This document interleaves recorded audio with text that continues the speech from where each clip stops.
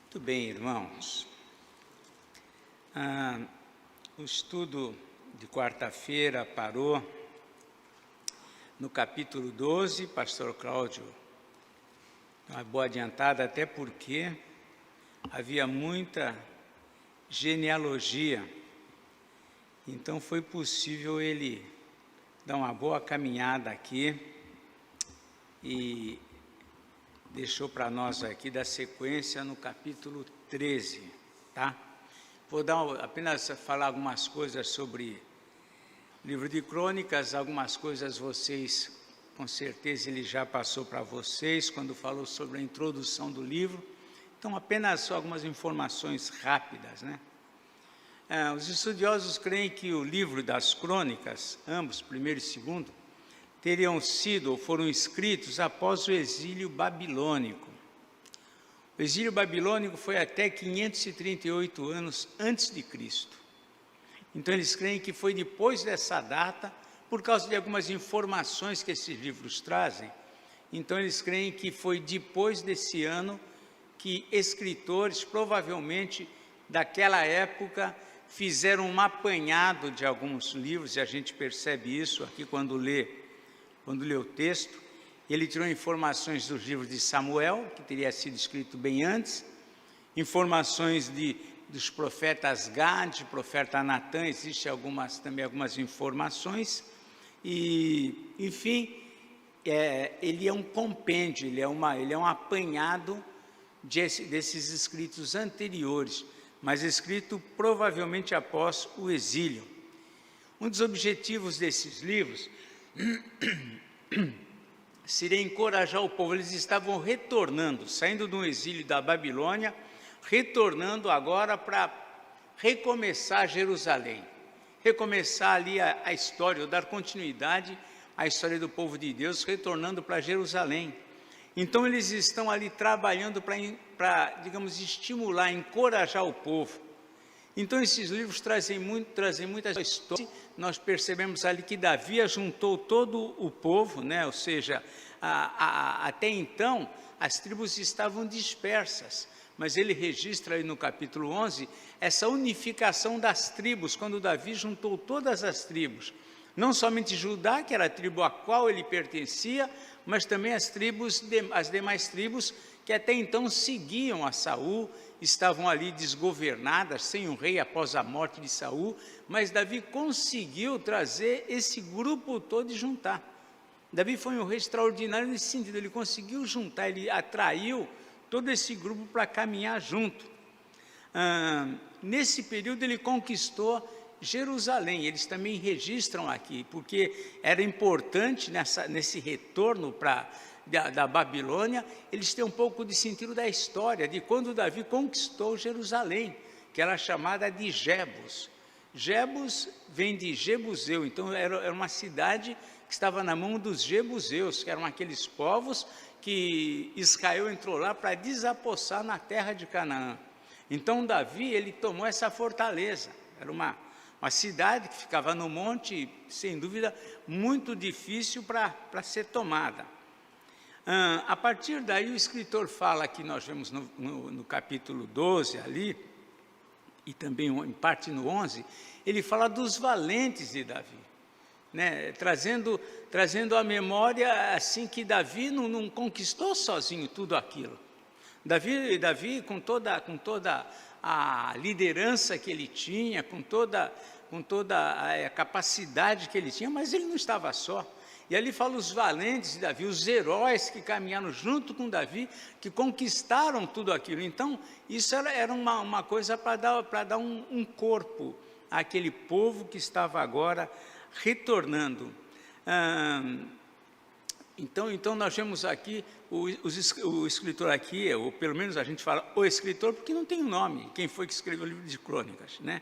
E aí, no capítulo 12, ele dá sequência falando sobre esse exército que ajudou Davi a se consagrar e assumir todo o rei e fazer aquele governo extraordinário que ele fez.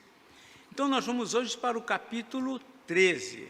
né? E aqui ele está registrando, lembrando que ele está registrando coisas que tinham acontecido bem antes. Ele está apenas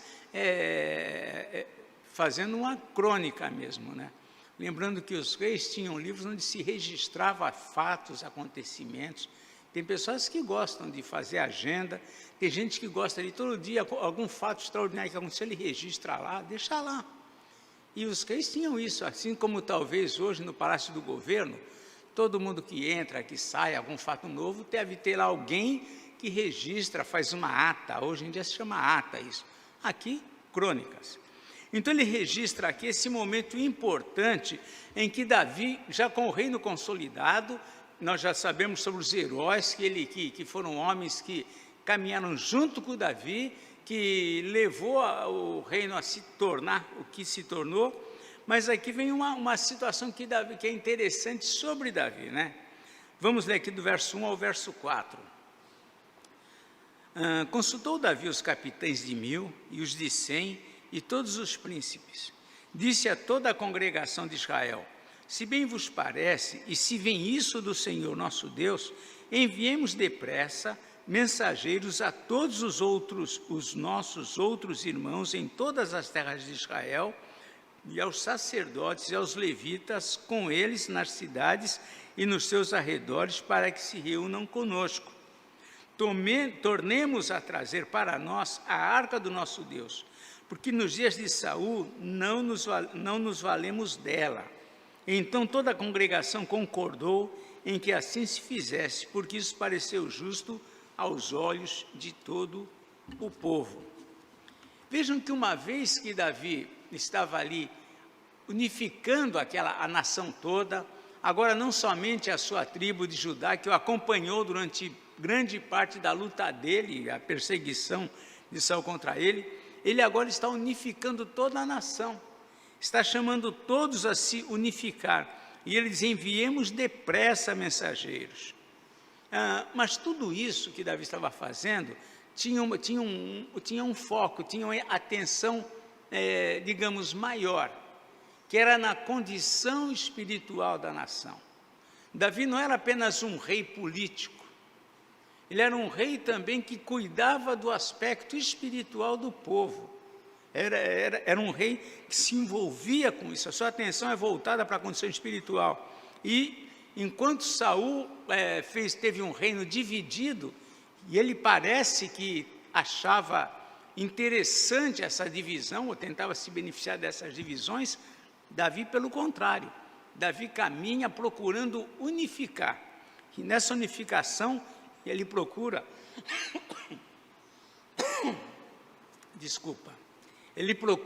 ele procura centralizar em Deus a sua atenção. Então visava toda essa unidade que ele está chamando, essa unificação que ele está chamando, visava um objetivo: trazer a arca de Deus para o meio do povo. Trazer a arca de Deus ali para Jerusalém, né? Centralizar ali. Lembrando que a arca, lá no passado, ela tinha sido levada pelos filisteus. Quando lemos lá no primeiro livro de Samuel, capítulo 4, 5, vemos que houve uma batalha que Israel perdeu. Por quê? Porque os sacerdotes estavam afastados de Deus, o povo afastado de Deus, os filhos de Eli estavam comprometidos dentro do trabalho deles no tabernáculo, tudo desagradando a Deus. Obrigado, Samuel. E o que acontece? Nessa batalha, Deus, como disciplina sobre Israel, permitiu que a arca fosse levada. E durante todo esse período, desde aqueles dias, que era ali no meio, numa parte, nós não temos uma noção clara quantos anos Samuel tinha quando aconteceu isso, mas todo esse período a arca não voltou para Jerusalém. E Saul parece que não fez questão disso também. A arca continuou onde ela estava. Durante os dias de Saul, é o que nós vemos aqui, ele não se preocupou com isso. Isso não era um objeto de valor para ele, essa condição espiritual do povo não era alguma coisa importante para ele.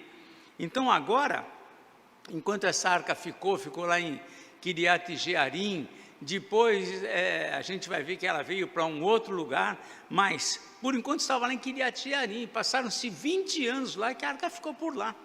Então ficou lá como que esquecida. Ela parou lá quando os filisteus deixaram, ela veio, parou ali e acabou, ficou por lá. Mas agora, nesse momento da história, que Davi estava unificando o povo, ele tinha como objetivo trazer a arca para ficar perto dele, para Jerusalém. E nesse momento significativo da história, ele convoca os sacerdotes, os levitas, os príncipes, os oficiais, os homens importantes. Disse a toda a congregação de Israel, né? Ele consultou os capitães de 1000, os de 100 e todos os príncipes, todos os homens principais da nação. Então convocou para se unificar com eles. Também mandou mensageiros para que se chamasse quem? Os sacerdotes, os levitas, e se reunissem com eles. Mas para quê? Não era para fazer uma festa. Não era para, olha, vamos aqui, eu agora unifiquei, o povo está unido, vamos fazer a grande festa e celebrar isso. Não. O objetivo dele era fazer uma festa, uma celebração, para trazer a arca de Deus para perto dele. Esse era o objetivo dele. No versículo 5, indo mais à frente agora, no versículo 5, escreve aqui o seguinte, o escritor: reuniu, pois, Davi a todo Israel, desde Sior do Egito até a entrada de Ramate, para trazer a arca de Deus de Quiriate Jearim. Foi a primeira cidade onde ficou lá a arca.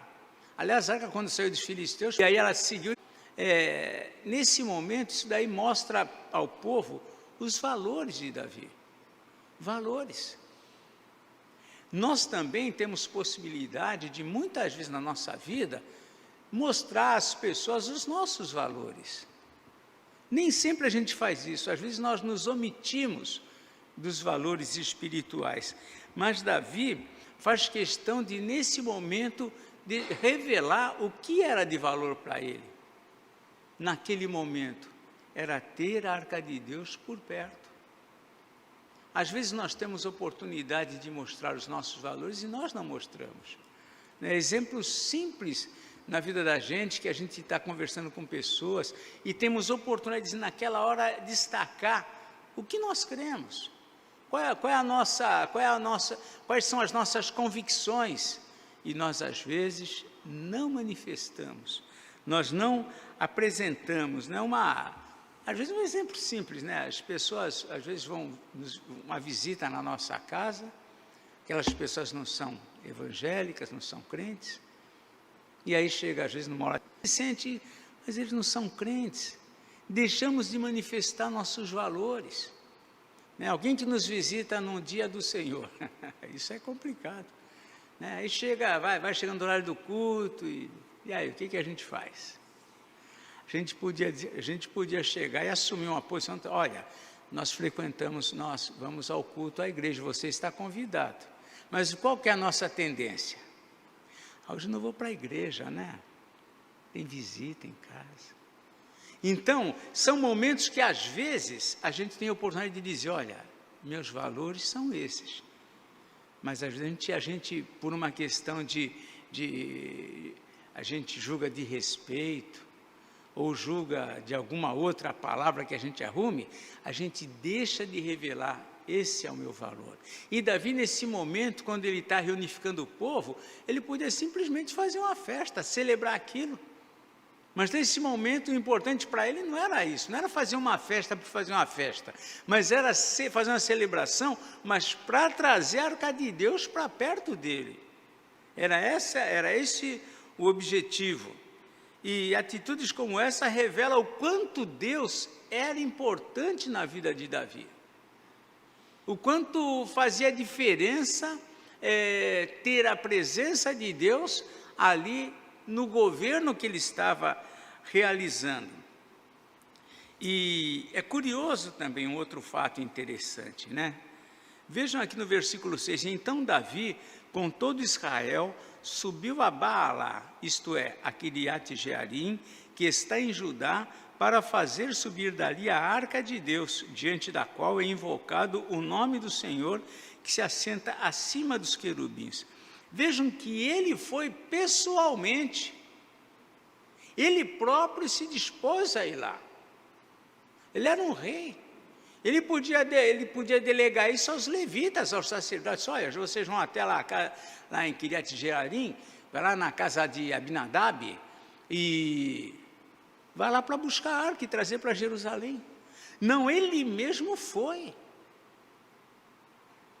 Nós mesmos, é nossa vida com Deus, nós precisamos revelar, se nós temos, manifestar o que é importante para nós, o quanto Deus é importante, e não terceirizar aquilo que nós podemos fazer com respeito a Deus. E Davi, ele próprio se dispõe a ir, né?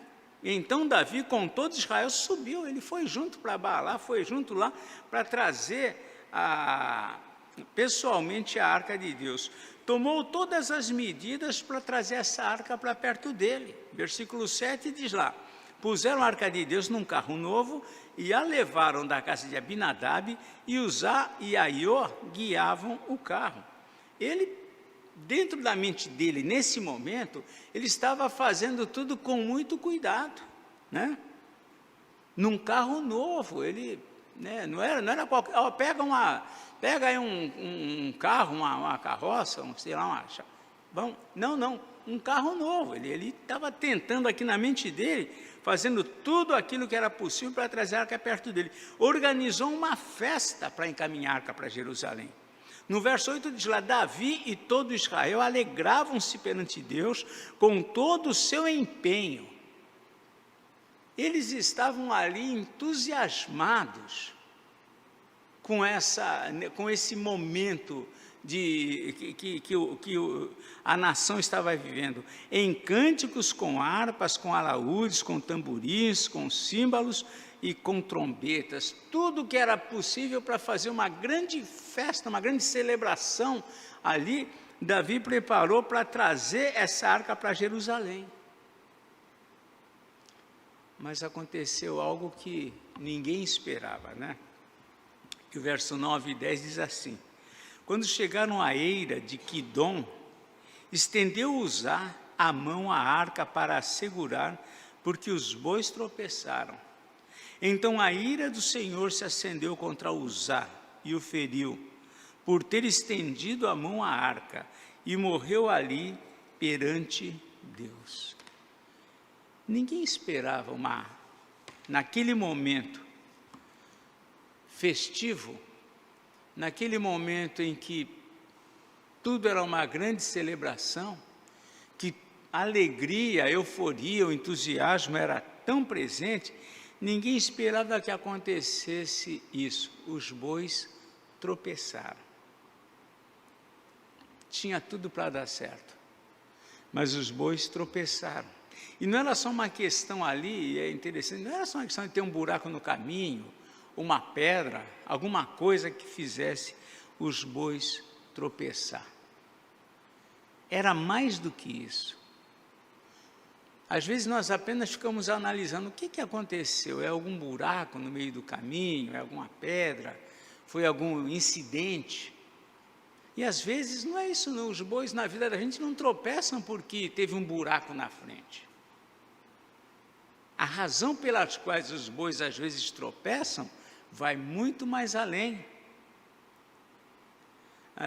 Às vezes nossos planos também têm tudo para dar certo, a gente vai fazendo, vai caminhando, vai indo para frente, e às vezes nossos bois tropeçam também e não dá certo, né? E a gente começa a não entender o porquê, começa a ficar se perguntando por que os bois tropeçaram, e nem sempre a gente, naquele momento, se satisfaz com respostas.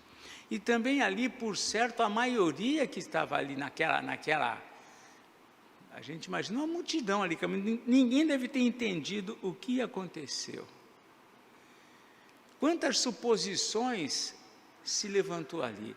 É interessante ter em mente que dentro da visão judaica, dentro da visão do povo de Deus, sempre que acontecia alguma coisa que não dava certo, o pensamento deles era: Deus interferiu. Eles não viam as coisas acontecendo por uma obra do acaso. Quando, por exemplo, lá Noemi está voltando lá para a terra dela, ela vai falar o que aconteceu, ela fala, Deus trouxe um problema para a minha vida, Deus trouxe uma situação para a minha vida. Eles não viam como, olha, aconteceu um fato na minha vida. Nós falamos assim, para eles, Deus. As coisas na visão deles era porque Deus de alguma maneira interferiu. E numa situação como essa, imagina quantas questões, o que está acontecendo? Por que isso aconteceu? Não era um acidente, simplesmente.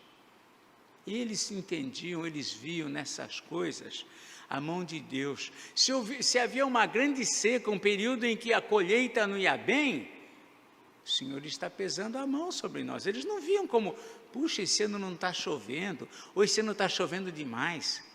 Quando nós vemos aqui as nossas reportagens na televisão, olha, o aquecimento fez... Na mesma forma, tem a ver com isso. E a razão aqui do que aconteceu, nós como... O pessoal aqui na situação, eles tinham uma visão localizada, mas nós temos uma Bíblia, nós temos os escritos e a gente vê o que aconteceu aqui. O que aconteceu é que eles estavam fora da orientação de Deus de como carregar a arca. Eles estavam fora disso.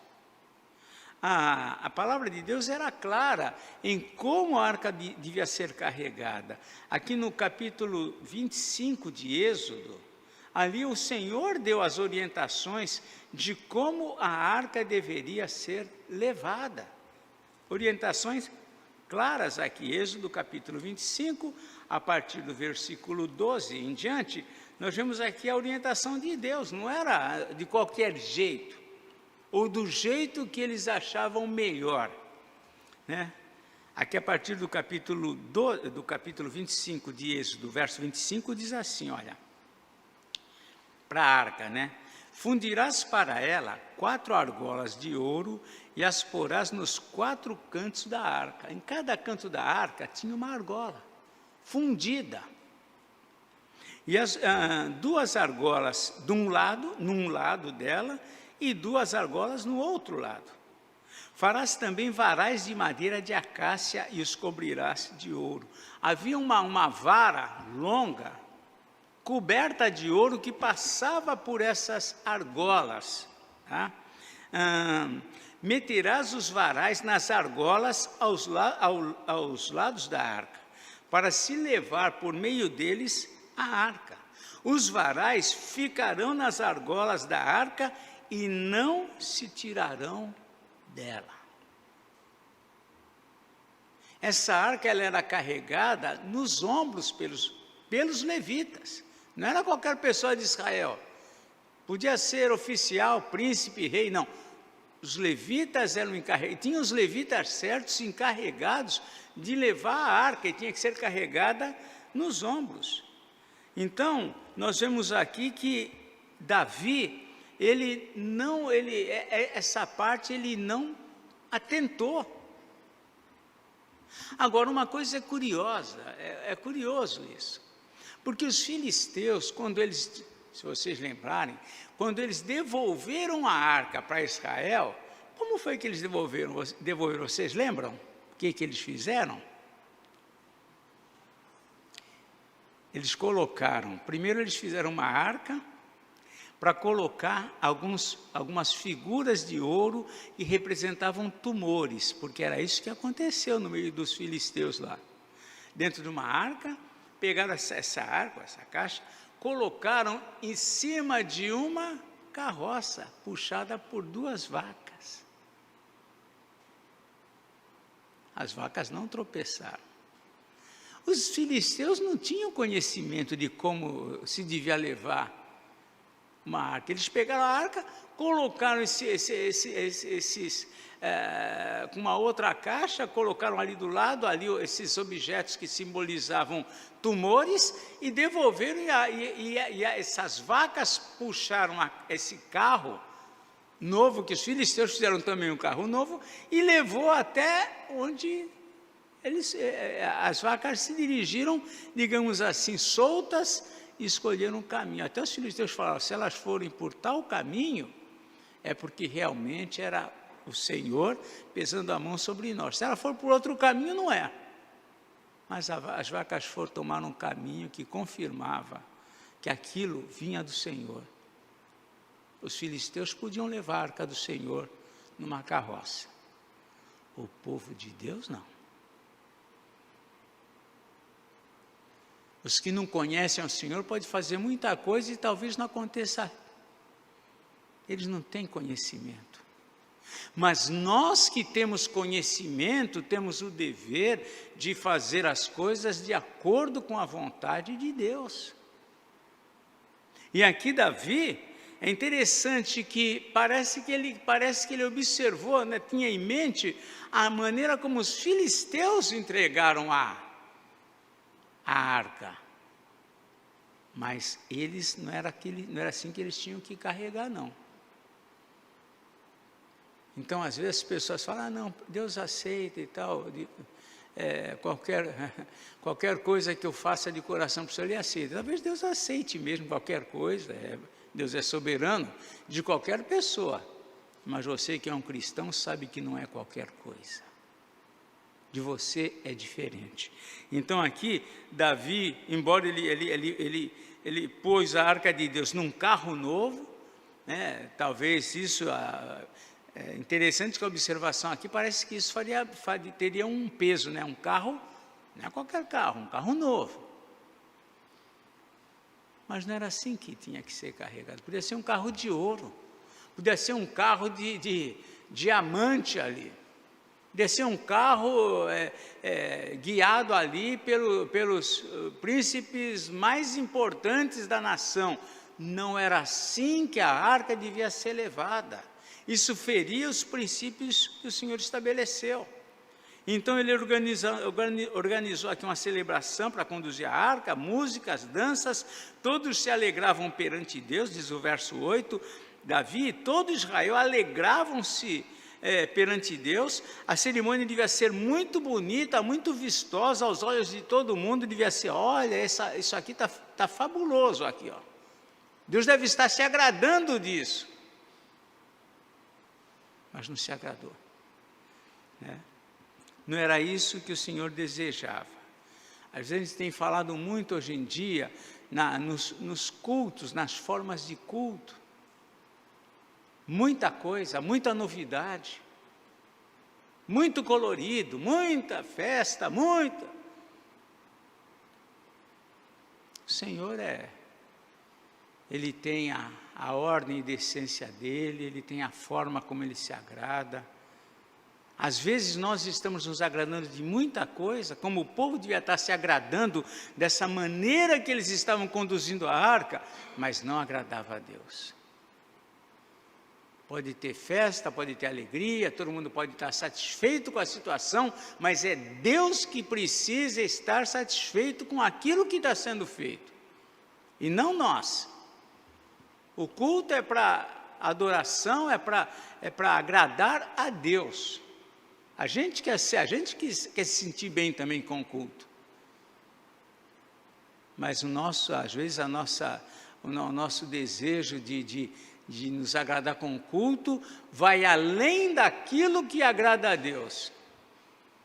Aí não tem sentido. Então, vemos que nessa ocasião, mesmo Davi sendo um homem de Deus, sendo um servo fiel, alguém que o Senhor amava, como nós sabemos, Deus não deixou, por assim dizer, passar batido aquilo que estava acontecendo. Deus não deixou passar batido. Davi só veio a compreender isso mais tarde. Naquele momento, Davi não entendeu o que aconteceu. No momento do fato ali, os bois tropeçaram, naquela festa, os bois tropeçam. Alguém põe a mão na arca, morre, aquele drama. Quando todo mundo esperava pelo contrário, tudo desse certo. Naquele momento eles não entenderam, e nem Davi entendeu direito o que aconteceu. Diz aqui o verso 11, desgostou-se Davi, porque o Senhor irrompera contra Uzá, pelo que chamou aquele lugar Pérez Uzá, até o dia de hoje. Pérez significa, tem sentido lá no hebraico de amargo, né? Amargo, uma situação ali, foi uma coisa dramática ali. Mas Davi só veio a compreender isso mais tarde, quando nós formos estudar o capítulo 15, vamos ver que ele entendeu por que aconteceu tudo isso lá, naquela primeira caminhada, primeira investida dele, primeira evento para trazer a arca. Nós, às vezes, também só vamos descobrir mais tarde por que os bois tropeçaram. Às vezes a gente não entende naquele momento, mas não tinha nenhum buraco. Por que os bois tropeçaram? Não tinha nenhuma pedra, tinha tudo para dar certo, mas não deu. Às vezes a gente consegue entender mais tarde a razão. Às vezes são desvios, é desobediência. Estávamos fazendo uma coisa vistosa, mas as motivações, e não estava dentro do agrado de Deus. Naquele momento Davi desgostou-se porque o Senhor irrompera. O que aconteceu ali pesou certamente sobre Davi. A tendência do povo, e até hoje é assim, puxa, se não deu certo, o Davi estava fazendo isso, não deu certo, por que será que não deu certo? O que Davi fez que não deu certo? O que será que está por trás desse não dar certo? Às vezes até o crente pensa assim, daquele irmão que passou por uma luta, por uma dificuldade, um incidente na vida dele, todo mundo começa a olhar, o que será que está acontecendo? O irmão, a irmã está em pecado, o que aconteceu lá? Nós ficamos, pensamento humano. Às vezes vale a pena quem passou pela situação considerar mesmo, puxa, por quê? Mas Jó também passou por situações terríveis, e nós sabemos que a razão do que aconteceu com ele não estava em alguma coisa que ele tivesse feito para que aquilo acometesse. Então nós não podemos julgar nada, mas Davi com certeza, ele sentiu o peso do que aconteceu. Ele estava começando ali uma unificação da nação, e nesse grande evento que convidou toda a nação, todo mundo, todos os sacerdotes, todos os levitas, todos os oficiais, todos os príncipes, todos os capitães, e deu errado. Aquilo caiu sobre ele. Então Davi ficou desgostoso. Às vezes a gente fica em conflito com isso, mas é interessante que Davi desgostou-se não contra Deus. Ele desgostou-se com o fato que aconteceu, mas não contra Deus. Muitas vezes nós nos desgostamos contra o Senhor. Nossa, por que o Senhor fez isso comigo? Por que o Senhor deixou acontecer isso? Por que Deus permitiu isso? Começamos a internamente, intimamente, questionar o Senhor por conta disso. Davi desgostou-se não com relação a Deus, mas porque o Senhor irrompera contra Uzá. Aquilo que aconteceu deixou ele desgostoso. E é interessante, isso despertou em Davi não uma contrariedade, não uma decepção, não uma frustração, mas despertou em Davi temor.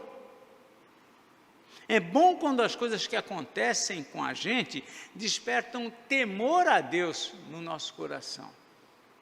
E Davi sentiu isso. Temeu Davi aquele dia e disse: como trarei a mim a arca de Deus? Alguns atribuem até alguns salmos que, com respeito a isso, dele está dizendo, né? Quem chegará ao teu santo monte? Como se tivesse a ver com respeito a esse fato. Como que alguém vai chegar perto de Deus desse jeito? Se até quando vai segurar uma arca, porque é a arca do Senhor que está caindo e acontece uma morte, como? Quem vai se aproximar de Deus então? Então isso despertou em Davi o temor. O Salmo 15 é um desses salmos que ele fala sobre isso. Quem subirá ao teu santo monte? Quem vai chegar lá? Mas Davi não desistiu. É curioso, né? Aconteceu esse fato, isso deve ter marcado, se espalhou por toda a nação o que aconteceu naquele dia, como que aconteceu. Assim como você pode pensar, puxa, mas ele foi segurar a arca do Senhor, como que pode? Imagina que naquele contexto todo mundo pensou a mesma coisa, puxa, mas ele foi ajudar. A gente pensa assim, ele foi ajudar. A reverência estava acima disso. A obediência estava acima disso. E isso foi consequência do quê? De não se ter observado aquela primeira orientação do Senhor. Ele considerou tudo isso, mas não desistiu. O que ele fez? Né? Aí diz aqui o versículo 13, pelo que Davi não trouxe a arca para si, para a cidade de Davi, mas a fez levar à casa de Obed-edom, o geteu. Segundo alguns, Obed-edom seria um levita. E Davi, então, deixou a arca de Deus lá na casa de Obed-edom. Ficou lá. E a gente percebe aqui no versículo 14, a gente lê aqui, assim ficou a arca de Deus com a família de Obed-edom, 3 meses em sua casa. Imagina que Davi deve ter ficado pensando esse tempo todo, tentando pensar, tentando descobrir, tentando avaliar, quem sabe ali, remoendo aquilo que aconteceu, mas não desistiu de levar a arca do Senhor para perto dele em Jerusalém. Ele não desistiu disso. Ali a arca ficou por 3 meses, e registra aqui no final do verso 14, e o Senhor abençoou a casa de Obed-edom e tudo o que ele tinha. Então, a presença do Senhor era abençoadora. Então, nós vemos aqui nesse registro do escritor aqui de Crônicas, esse primeiro momento em que Davi se dispôs a levar a arca. E essa coisa terrível que aconteceu. Isso terrível que aconteceu, sem dúvida, é uma lição para todo o povo. São coisas terríveis que acontecem na história, na vida de alguém, mas a lição que deixa, com certeza, marcou a nação. Toda vez que alguém se aproximasse da arca ou das coisas de Deus, provavelmente ia pensar muito mais, com muito mais cuidado e zelo do que antes. Nós temos muitas advertências na palavra de Deus, temos muitas exortações na palavra de Deus, não anda assim, não faz assim. Só que nem sempre nós vemos, de uma forma tão clara como eles viram aqui, o resultado da desobediência. Nem sempre a gente vê, porque a gente fica com aquela impressão, não, está certo, na Bíblia está escrito isso, mas não é bem assim também. Mas para Deus é assim. Para Deus, se Ele escreveu alguma coisa, isso é orientação, é assim que deve ser. E nós vemos aqui que essa forma diferente que Davi ali ingenuamente tentou levar a arca, não deu certo. Não deu certo, trouxe uma consequência, não somente porque morreu uma pessoa, e já foi muito morreu uma pessoa, mas marcou aquela unificação do reino. E com isso o povo temeu a Deus. Davi temeu a Deus. E isso trouxe alguma coisa que o povo dali para frente certamente iria pensar muito mais quando fosse lidar com as coisas de Deus, com o templo. E a tendência com o passar com as coisas acontecendo, era as pessoas realmente irem perdendo esse temor a Deus. Quando lemos a história dos sacerdotes, dos filhos de Eli, por exemplo, eles perderam o temor. Por quê? Porque eles faziam coisas erradas, mas o sol se punha, o sol levantava no dia seguinte, e a impressão que eles tinham, não vai acontecer nada. Às vezes nós também vamos vivendo assim, né? Não, eu já fiz e o mundo não caiu, já fiz isso e o sol nasceu do mesmo jeito que nasceu no dia anterior, mas tem um dia que as coisas podem pesar. E aqui, nesse momento, pesou, e Davi teve aqui um aprendizado aqui difícil. Nós vamos parar aqui. Semana que vem a gente entra no capítulo 14, sobre ainda o reinado de Davi. Tudo isso vai acontecer aqui nesse período de 3 meses, porque ele ficou ali, enquanto a arca ficou lá, quem sabe ele remoendo, mas a história continuou. Até que mais adiante ele vai novamente se preparar para trazer a arca do Senhor para Jerusalém. Ok? Nós vamos encerrar.